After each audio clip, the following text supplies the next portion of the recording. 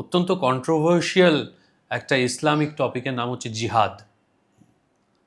জিহাদ আসলে কি? আসলে এটাও মানুষের ভীষণ একটা মিসকনসেপশনস আছে।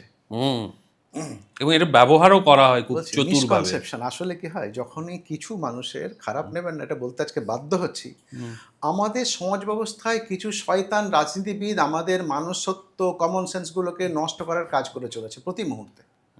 তাদের কাজ হচ্ছে আপনার মাথায় এমন কিছু ঢুকিয়ে দেওয়া যাতে আপনি উত্তেজিত হয়ে, যেমন স্টেরয়েড নেওয়ার পরে মানুষ এক্সাইট হয়ে যায়, সেরকম হয়ে আপনি একটা কিছু খারাপ কাজ করে ফেলুন।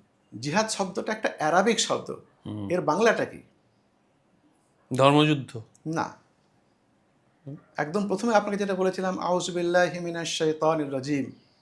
আচ্ছা, শয়তানের বিরুদ্ধে যুদ্ধ। নিজের নফসের বিরুদ্ধে জিতে যাওয়াটাই সবচেয়ে বড় জিহাদ। আরে নফস কি? নিজের যে এই যে জায়গাটাতে আপনি বললেন যে শয়তানি খাসলাত, হুম হুম আপনি ইয়ং ব্যাচের, আমি আপনাকে বলতে মানে অন্য সেন্সে নেবেন না, আপনি ইয়ং ছেলে, এখন এই মুহূর্তে আপনার যৌবন টকবক করছে, রাস্তাতে যাচ্ছেন, একটা ইয়ং মেয়ে দেখলেন, আপনার মধ্যে একটা শয়তানি খাসলাত তৈরি হলো, কিন্তু আপনি সেটা কন্ট্রোল করতে পারছেন। এটাই হচ্ছে শয়তান থেকে নিজেকে হেফাজত করা, নিজের শয়তানি থেকে হেফাজত করে পারা। এটাই জেহাদ। এটা জেহাদ। কারেক্ট। কিন্তু ওরা আপনাকে শেখাবে কি?